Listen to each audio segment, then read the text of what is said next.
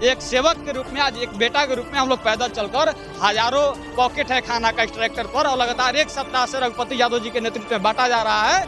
तो और नेताओं के, यहाँ के जो विधायक है भाजपा के, राघवेंद्र बाबू, जो कई कर्म से विधायक रहे हैं, लेकिन उन्हें इच्छा शक्ति नहीं है लोगों के बीच जाने के लिए। उनमें इच्छा शक्ति नहीं है लोगों का दर्द समझने के लिए। उनमें इच्छा शक्ति नहीं है गरीब दलित महादलित टोली में जाकर पूछने के लिए कि आपका बाढ़ आया है, आपके पास खाने पीने की व्यवस्था है कि नहीं, आपके पास तिरपाल की व्यवस्था है कि नहीं, आपको मच्छर काट रहा है, आपके पास एक गुड नाइट तक की है कि नहीं, आपके पास आवास है कि नहीं, आपके पास राशन है कि नहीं, आपके पास जब बीमार पड़ रहे हैं तो दवाई बीरो की व्यवस्था है कि नहीं। मुख्यमंत्री जी नीतीश कुमार जी से सीधा सवाल है कि बड़ारा विधानसभा क्षेत्र आपके बिहार में आता है या झारखंड यूपी में आता है? अगर बड़ारा विधानसभा क्षेत्र बिहार में आता है तो इस बाढ़ को रोकने के लिए आप क्या कदम उठा रहे हैं? आपके यहाँ का डीएम क्या कर रहे हैं? आपके एसडीओ क्या कर रहे हैं? आपके सीओ क्या कर रहे हैं? हम जनता के साथ हैं, क्योंकि हम जनता के बेटा हैं।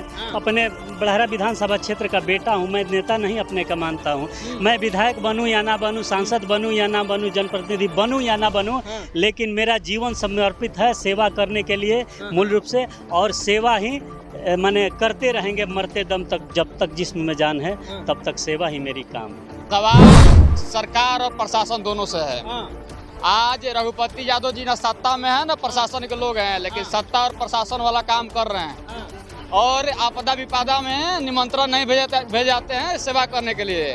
जिनका जमीर जिंदा होता है, जिनमें मानवता और इंसानियत होता है, वे खुद बाढ़ विभीषिका में चले आते हैं आपदा विपदा में सेवा करने के लिए। यहाँ के वर्तमान के विधायक हैं राघवेंद्र प्रताप सिंह, वो काहे नहीं आ रहे हैं? जनता से काहे नहीं मिल रहे हैं? अब ये तो वो न बताएंगे और जनता न बताएगी। जनता इसी के लिए ना वोट देकर उनको भेजी है जिता करके। सब चीज ठीक है, लेकिन उनका नियत हो करने का, तो अब हम इसमें क्या बोल सकते हैं? संपर्क सूत्र साधे हैं आपसे कभी? नहीं, कभी हमसे नहीं बोले हैं। नहीं, माने हमसे कभी फीडबैक नहीं लिए हैं कि आप कैसे हैं, कैसे रहे हैं, कैसे खाना खिला रहे। कोई ये इसमें नहीं कर रहा है। लोग बाढ़ पर आने पर मजबूर हैं।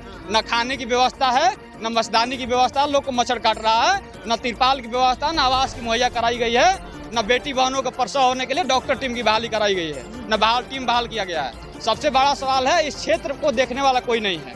आज रघुपति यादव जी रोजाना 10 टोली 20 टोली में जाकर खाना बांट रहे हैं, लेकिन एक रघुपति यादव जी काफी नहीं है सर। जनता जिताएगी, जनता देख रही है, पूरा तमाशा जनता देख रही है। कौन नेता ऐसी में सोया हुआ है, कौन पानी में हेल कर इतना खाना वितरण कर रहा है, लोगों का आंसू पोंछ रहा है, अपने गाड़ी में टांग कर इलाज करवा रहा है। आज बहन बेटी प्रसव के लिए तड़प रही है, यहाँ मेडिकल टीम की व्यवस्था नहीं है, न डॉक्टर की व्यवस्था है, कौन देखेगा? आइए महसूस कीजिए जिंदगी के ताप को। मैं आपको बाढ़ प्रभावित क्षेत्रों में ले चलता हूँ। आपको देखिए, ये आरा जो बड़हरा का क्षेत्र है, ये बाढ़ प्रभावित क्षेत्र है, और इसमें जो बाढ़ आया है वो घर जो है वो डूब गया है। लाखों चीज जो है वो जनजीवन अस्त व्यस्त हो रहा है। और आपको मैं एक ऐसा शख्स से मिलवाने जा रहा हूं जो इस बाढ़ प्रभावित क्षेत्र में लोगों को घर घर जा करके जो है वो राहत सामग्री बांट रहे हैं। रघुपति यादव जी हैं, और उसके साथ साथ आजाद समाज पार्टी के युवा प्रदेश अध्यक्ष जो है वो रितेश जी हैं। सबसे पहले तो इस नेक काम के लिए आपको बहुत बहुत धन्यवाद। चलिए, बहुत बहुत आभार आपका भी। इतना पानी में आप फैल के जा रहे हैं, राहत सामग्री बांट रहे हैं, आखिर इसकी क्या जरूरत पड़ी? प्रतिनिधि लोग क्यों नहीं बांट रहे हैं? ये पानी कोई ज्यादा पानी नहीं है, ये तो ठेवना भर है। हम लोग गर्दन तक ऊपर हो जाता है तब तक हम लोग जाते हैं। अपने जान जोखिम में डालकर भी जनता की सेवा करने के लिए पीछे नहीं रहते हैं कभी भी। 24 घंटा सेवा के लिए तत्पर रहते हैं और करते रहते हैं। तो ये तो अभी पानी घट रहा है, कम है, लेकिन हम लोग लगे हुए, पानी जब बढ़ती में था, यहाँ छाती भर था, तब भी हेल कर जाते थे, आते थे।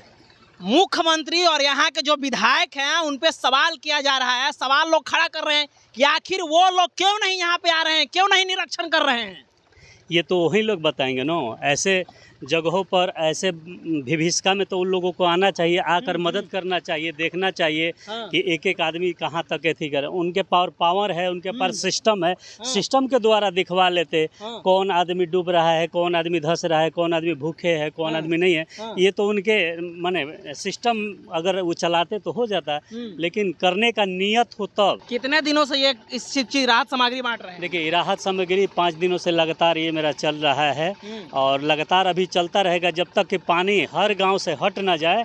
बड़हरा विधानसभा क्षेत्र हो, आरा हो, तब तक ये लंगर और खाना वितरण का कार्यक्रम चलता रहेगा। यहाँ के वर्तमान के विधायक हैं राघवेंद्र प्रताप सिंह, वो काहे नहीं आ रहे हैं, जनता से काहे नहीं मिल रहे हैं? अब ये तो वो न बताएंगे और जनता न जनता बताएगी। इसी के लिए ना वोट देकर उनको भेजी है जिता करके। सब चीज ठीक है, लेकिन उनका नियत हो करने का, तो अब हम इसमें क्या बोल सकते हैं? संपर्क सूत्र साधे हैं आपसे कभी? नहीं, कभी हमसे नहीं बोले हैं। हाँ। नहीं, माने हमसे कभी फीडबैक नहीं लिए हैं कि हाँ। आप कैसे हैं, कैसे क्या रहे हैं, कैसे खाना खिला रहे, कोई इसमें नहीं कर रहा है। लेकिन वोट के लिए वो आएंगे, कहेंगे कि हमको वोट अब दीजिए। वो अलग विषय है। हाँ। अब उनको ये जनता ना जवाब देगी कि हमको देना है।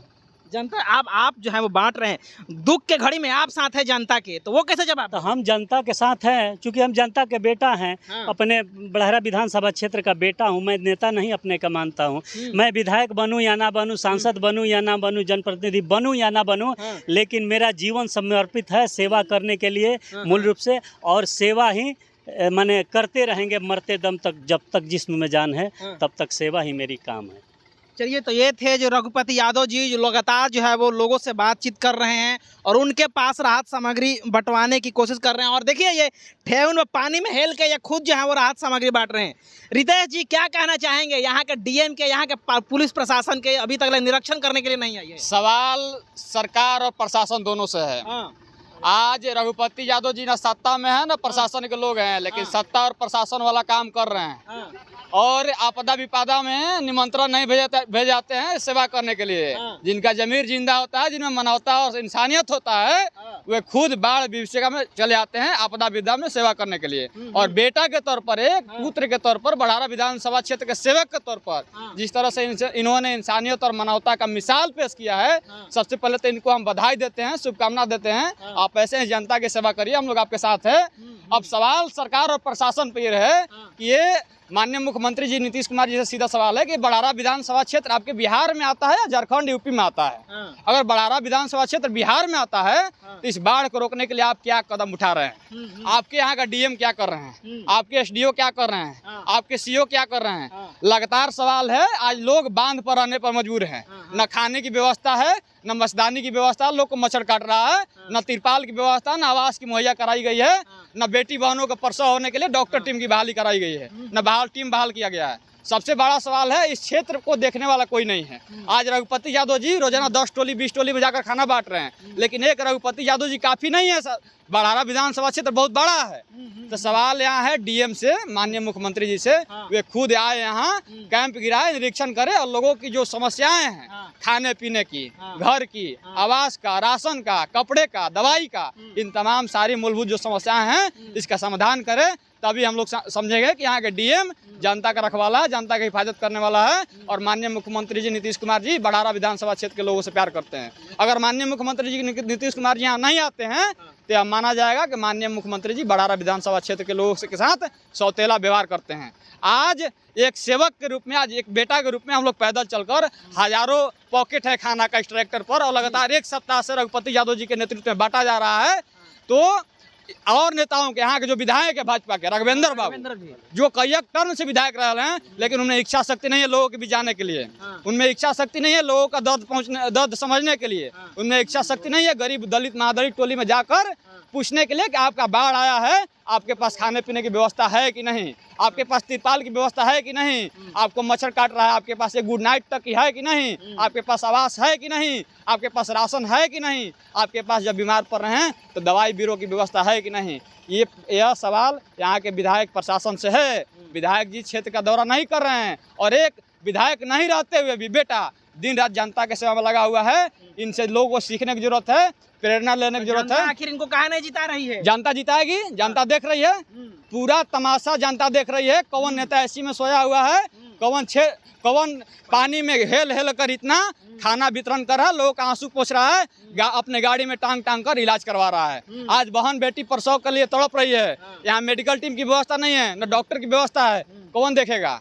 रघुपति जी लगातार इस कार्य के लिए संकल्पित हैं, कर रहे हैं, और इनके साथ हम लोग सहयोग करने के लिए आए हुए हैं। अब माननीय मुख्यमंत्री नीतीश कुमार जी तक अगर हमारी आवाज़ पहुंच रही है, माननीय यहाँ के डीएम साहब तक यहाँ आवाज़ पहुँच रही है तो तत्काल इस बात का संज्ञान ले, इस क्षेत्र को बाढ़ क्षेत्र घोषित करें, सर्वे कराकर गरीब जो भूमिहीन लोग हैं जो आज अपने आप को कुंठित महसूस कर रहे हैं उन्हें आवास मुहैया कराई जाए, राशन मुहैया कराई जाए, डॉक्टरों की टीम बहाल करके दवाई मुहैया कराई जाए। इन तमाम सारी हमारी मांग है। चलिए, आप इस तरह के काम के लिए सबसे पहले विशेष रूप से आपको बहुत बहुत धन्यवाद। चलिए, बहुत बहुत धन्यवाद, आप सभी का भी धन्यवाद।